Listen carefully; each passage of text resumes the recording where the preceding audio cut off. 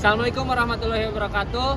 Sampurasun, saya Wildan Ramdhani, pendidik perwakilan dari SMPN 1 Cibinong yang mengikuti lomba Hardiknas mengenai Sematip. Pendidikan merupakan regenerasi penting untuk masa depan bangsa yang berkualitas. PJOK merupakan pembelajaran yang membantu masa depan bangsa untuk menjaga kebugaran, kesehatan peserta didiknya. Permainan tradisional adalah olahraga yang ada dalam kurikulum untuk bisa diikuti dalam pembelajaran.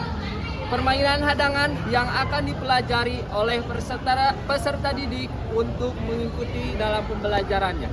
Inovasi pembelajaran adalah pendekatan kreatif melalui pembelajaran PJOK, sehingga peserta didik bisa semangat untuk menerapkan pembelajaran PJOK permainan hadangan olahraga tradisional.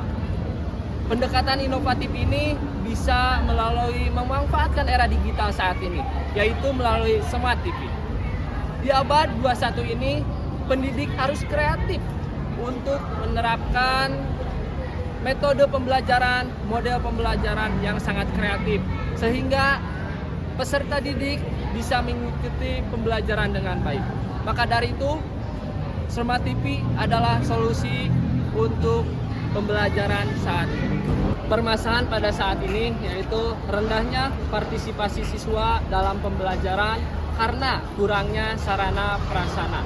Yang kedua, minat siswa dalam pembelajaran olahraga tradisional sangatlah kurang menarik. Tiga, yaitu mengenai pemanfaatan teknologi yang sangat kurang. Yang ketiga, mengenai profil pelajar Pancasila, yaitu mengenai jiwa gotong royong, jiwa kemandirian. Metode pembelajaran ini yaitu menggunakan model pembelajaran based learning atau PBL dan pendekatan saintifik yaitu 5M, menganalisis, menanya, mencoba, menalar, mengkomunikasikan.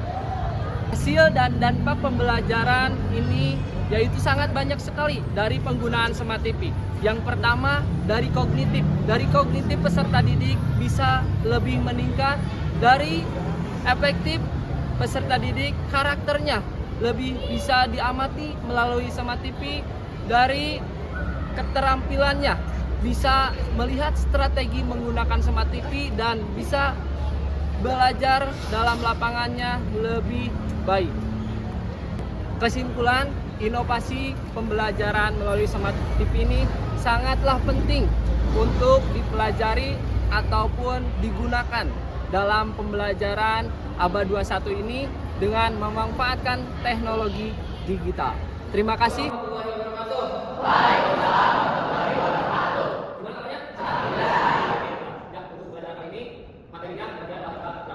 Sebelum ke olahraga tradisional, Bapak ingin ngecek kehadiran dari kelas C.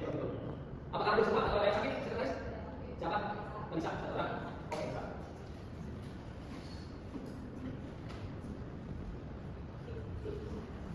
Oke, untuk sebelum pelajaran, Bapak cek dalam terlebih dahulu. PJOK?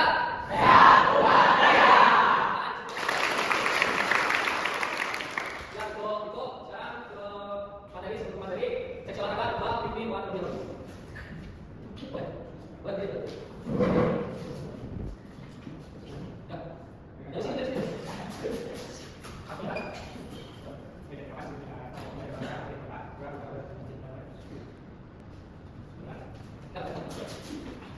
Sebelum pembelajaran, bagian kita pemanasan terlebih dahulu. Pemanasan dipimpin oleh bagian bersama bagian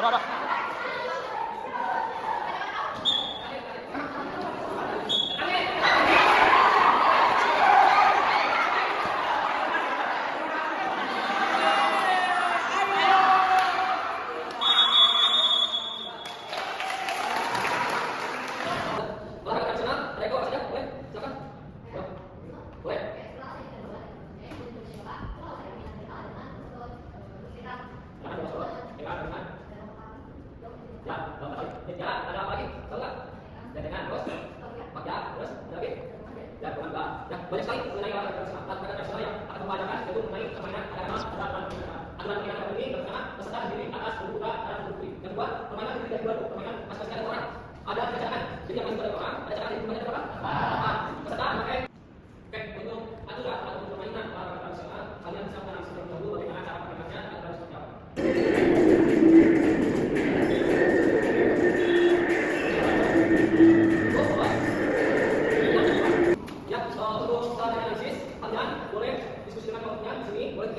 Terus Bapak sudah share buku kelas, kalian boleh isi mengenai pertanyaan-pertanyaan. Bebas.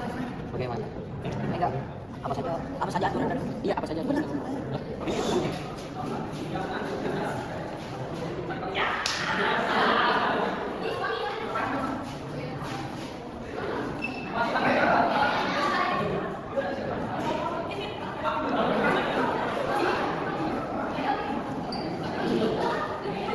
Ini Pak, ini Pak. Bisa. 1 menit, 2 menit, 4 menit, 4 menit, 1 menit.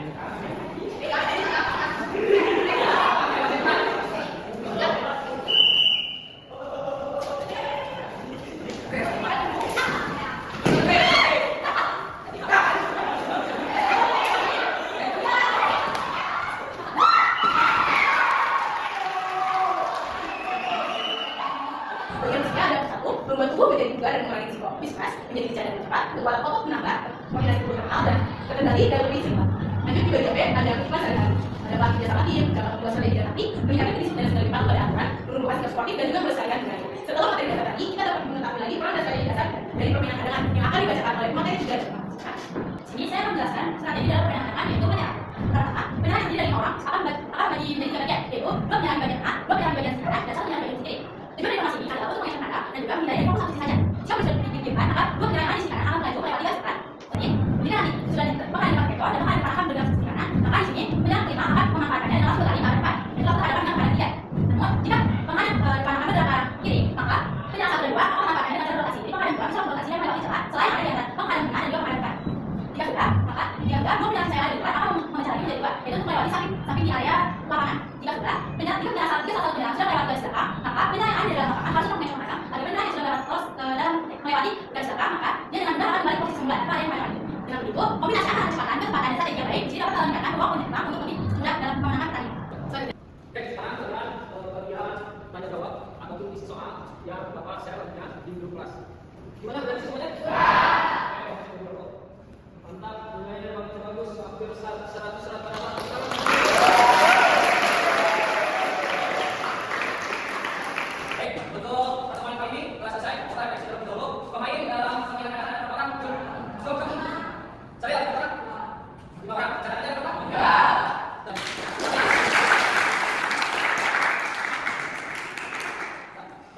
Terima kasih untuk pembelajaran hari ini.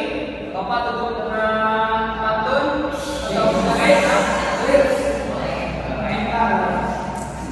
Jalan-jalan tanpa kasih.